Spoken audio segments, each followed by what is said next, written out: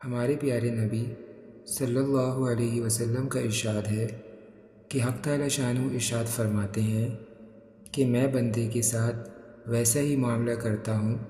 جیسا کہ وہ میرے ساتھ گمان رکھتا ہے، اور جب وہ مجھے یاد کرتا ہے تو میں اس کے ساتھ ہوتا ہوں۔ بس اگر وہ مجھے اپنے دل میں یاد کرتا ہے تو میں بھی اس کو اپنے دل میں یاد کرتا ہوں، اور اگر وہ میرا مجمع میں ذکر کرتا ہے تو میں اس مجمع سے بہتر یعنی فرشتوں کے مجمع میں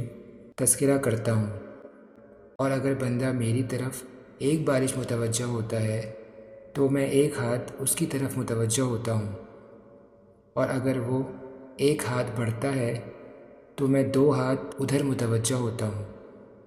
اور اگر وہ میری طرف چل کر آتا ہے تو میں اس کی طرف دوڑ کر آتا ہوں۔ ایک صحابی نے عرض کیا، یا رسول اللہ، احکام تو شریعت کے بہت سے ہیں ہی، مجھے ایک چیز کوئی ایسی بتا دیجئے جس کو میں اپنا دستور اور اپنا مشغلہ بنا لوں۔ حضور صلی اللہ علیہ وسلم نے ارشاد فرمایا کہ اللہ کے ذکر سے تو ہر وقت رطب اللسان رہے۔ ایک مرتبہ آپ صلی اللہ علیہ وسلم نے صحابہ سے ارشاد فرمایا، کیا میں تم کو ایسی چیز نہ بتاؤں جو تمام اعمال میں بہترین چیز ہے اور تمہارے مالک کے نزدیک سب سے زیادہ پاکیزہ اور تمہارے درجوں کو بہت زیادہ بلند کرنے والی، اور سونے چاندی کو اللہ کے راستے میں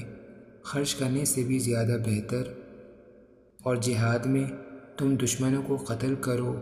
وہ تم کو قتل کریں اس سے بھی بڑھی ہوئی ہے؟ صحابہ نے عرض کیا، ضرور بتا دیں۔ آپ صلی اللہ علیہ وسلم نے ارشاد فرمایا، اللہ کا ذکر ہے۔ حضور اقدس صلی اللہ علیہ وسلم کا ارشاد ہے کہ بہت سے لوگ ایسے ہیں کہ دنیا میں نرم نرم بستروں پر اللہ تعالیٰ کا ذکر کرتے ہیں، جس کی وجہ سے حق تعالی شانہ جنت کے اعلیٰ درجوں میں ان کو پہنچا دیتا ہے۔ ایک اور جگہ ارشاد نبی صلی اللہ علیہ وسلم ہے کہ جو شخص اللہ کا ذکر کرتا ہے اور جو نہیں کرتا، ان دونوں کی مثال زندہ اور مردہ کی سی ہے، کہ ذکر کرنے والا زندہ ہے اور ذکر نہ کرنے والا مردہ ہے۔ ہمارے پیارے نبی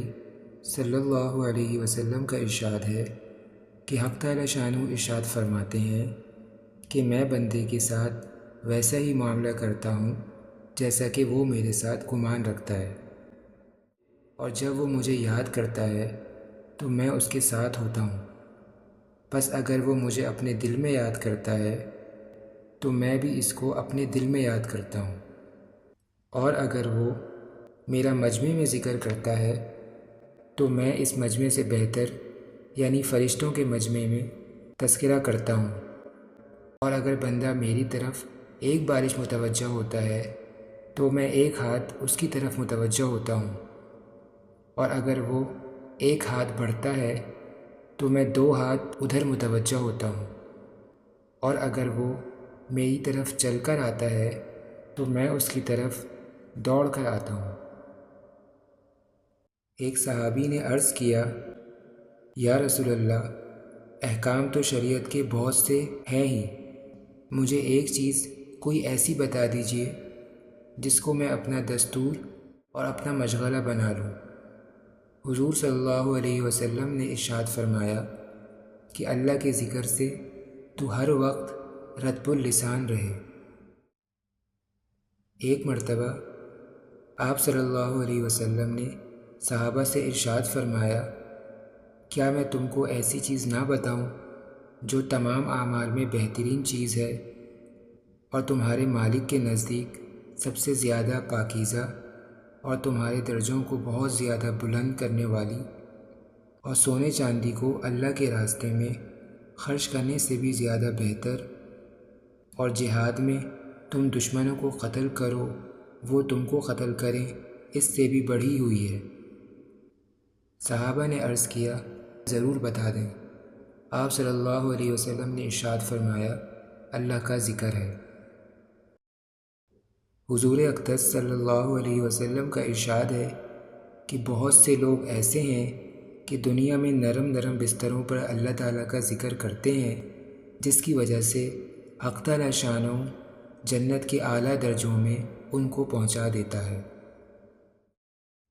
ایک اور جگہ ارشاد نبی صلی اللہ علیہ وسلم ہے کہ جو شخص اللہ کا ذکر کرتا ہے اور جو نہیں کرتا، ان دونوں کی مثال زندہ اور مردہ کی سی ہے، کہ ذکر کرنے والا زندہ ہے اور ذکر نہ کرنے والا مردہ ہے۔